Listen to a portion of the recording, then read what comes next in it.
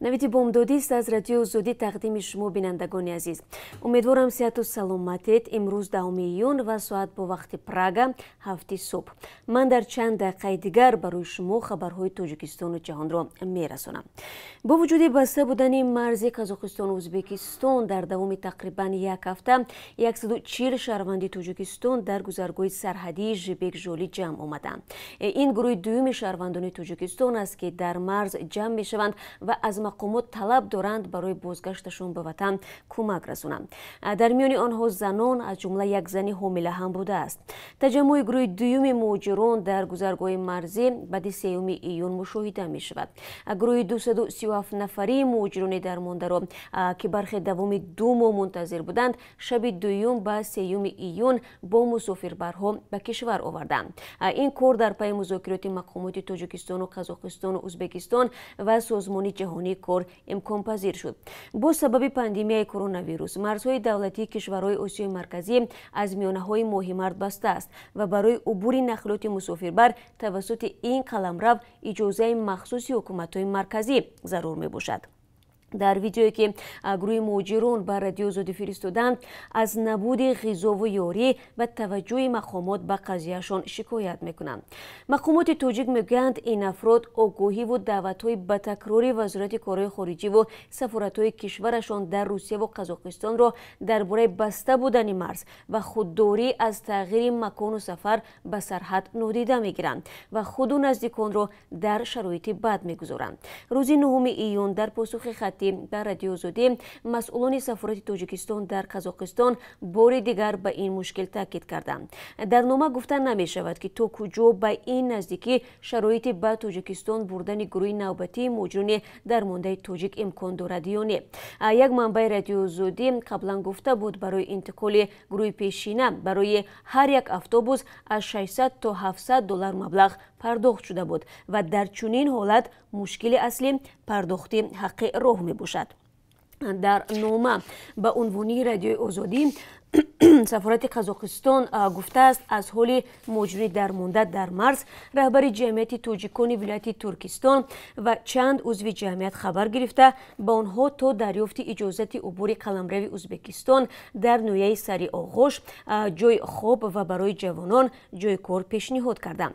ولی نمایندگان مقامات گفتند گویا شهروندان جوان این پیشنهادها را رد و نمایندگان جمعیت فرهنگی 5 را ناسزا گفتند. سنجیدن درستی این اطلاع توسط منابع دیگر فعلا امکان ندارد. وزارت تندرستی و حفظ اجتماعی اهالی تاجیکستان اعلام کرد که شبانه روز گذشته در کشور 81 حالت گرفتاری به کووید 19 ثبت شده است. این وزارت شماره فوتیده ها از زمان اعلان سریعت این بیماری در روز 30 اپریل تا 9 ایون را 48 نفر گفته است. با اطلاع دفتر مطبوعات وزارت تندرستی تاجیکستان تا امروز 60% بیماران شفا یافتند. مقامات شماره عمومی گرفتاران به این بیماری را 4690 نفر میگن.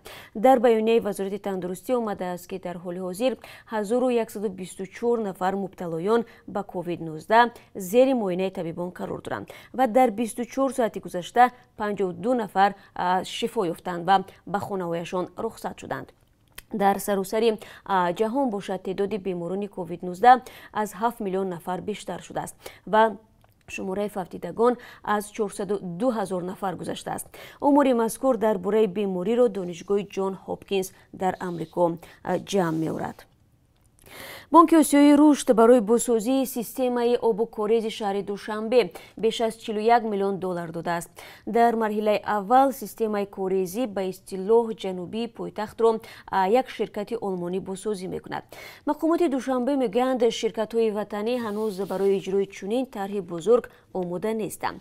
در بیانیه بانک آسیایی رشد گفته شده است که سیستم کاریزی 10 کیلومتری جنوبی شهر دوشنبه سالهای 1970 بنیاد شده فعلا کارنشای هم شده است. با اطلاع بانک در قسمت بالایی این سیستم در اطراف فرودگاه بین‌المللی دوشنبه آب کاریز به کانال وارد شده برای سلامتی ساکنان این محله خطر جدی ایجاد میکند. از جمله گفته می شود که بیش از 350,000 ساکن دوشنبه با چنین خطر روبرو بودند. татьяна Истифсеева, сухангӯи намояндагии Бонки Осиёи рушд дар Тоҷикистон ба Радиои Озодӣ гуфт, дар чорчӯби тарҳи имзошуда дар соли 2018 қарор аст низоми корези пойтахти Тоҷикистон ба пуррагӣ бозсозӣ шавад. Ба қавли ӯ, баъд аз бозсозӣ ин система метавонад боз 6 соли дигар фаъол бимонад. Маҳмад Саид Зувайдзода, муовини аввали шаҳрдори Душанбе, дар шарҳи ин мавзӯъ ба Радиои Озодӣ гуфт, маблағи сармоягузории ин тарҳ грантӣ ё бебозгашт аст, аммо интихоби ширкати иҷрокунандаи тарҳ бар пояи 15 талаботи Бонки Осиёи рушд сурат гирифтааст. Зувайдзода эътироф кард, ки феълан низ дар заминаи дастрасӣ ба оби ошомиданӣ дар бархе аз маҳаллаҳои Душанбе мушкилот вуҷуд дорад. аз ҷумла ба гуфтаи вай, ҳанӯз ба бархе аз сокинони об чанд соат маҳдудият доир шудааст ва дар шабонарӯз интиқол дода мешавад. Аммо бархе аз соҳибназарон ба вуҷуди мавридҳои фасод дар иҷрои тарҳҳои бозсозии системаи обрасонӣ ва корез дар пойтахти Тоҷикистон ишора мекунанд. Зеро ба гуфтаи онҳо, то ҳол ба ин манзур созмонҳои байналмилалии молӣ ҳудуди $200 миллион ихтисос доданд. Аммо мушкили низоми обрасонӣ ва корез ҳамчунин бо мушкилоте рӯбарӯ аст. тибқи натиҷаҳои таҳқиқоти Бонки ҷаҳонӣ, ҳоло 98% сокинони Тоҷикистон ба манбаъҳои оби ошомиданӣ дастрасӣ доранд, вале танҳо 61% сокинони Душанбе ба ин манбаъҳо дастрасии бемаҳдуд доштанд. Президенти Тоҷикистон аз раисони шаҳру ноҳияҳои кишвар хостааст, ки ҳар як оила барои 2 соли дигар маводи ғизоиро захира намоянд. Дафтари матбуоти раиси ҷумҳур хабар медиҳад, ки Эмомалӣ Раҳмон ҳисоботи раисони шаҳру навоиро шунида, дар бораи таъмини нақшаи 40% зиёд кардани майдони кишти картошка, ҷамъоварии саривақтиву беталафи ғалладонагӣ, таъмини табобатхонаҳо бо маводи лозимаи тиббӣ ва дигар масъалаҳо супориш додааст. Ба қавли манбаъ, ҳамчунин талаб шудааст, ки тамоми иншооти соҳаи иҷтимоӣ ва иқтисодии кишвар ба давраи тирамоҳи зимистони соли 2020-2021 тайёр шуда захираи сӯзишворӣ ва маводи хӯрока таъмин гардад. дар маросими дафни Ҷорҷ Флойд дар айолати Тексас иштирокчиён иброз доштанд, ки эътироз бар зидди куштори ин амрикоии африқои асли 46 сола ба як ҷунбиши саросарӣ бар зидди табъизи нажодӣ табдил ёфт. Маросими видо бо Ҷорҷ Флойд бо иштироки аҳли оила, рӯҳониён ва сиёсатмадорон рӯзи 9 июн дар шаҳри Хьюстон доир гардид. Ҷорҷ Флойд рӯзи 25 май дар шаҳри Миннеаполиси аёлати Миннесота баъди боздошти кормандони полис фавтид. Афсари полис зонуяшро тӯли 9 дақиқа рӯи гардани ӯ гузошта, имкон надод, ки вай нафас бикашад. Флойд дар канораҳои шаҳри Хьюстон ба хок супорида шуд. Эрон як шахсеро, ки бо интиқоли маълумот дар бораи ҳаракати як генерали эронӣ муттаҳам мешавад, ба эъдом маҳкум намуд.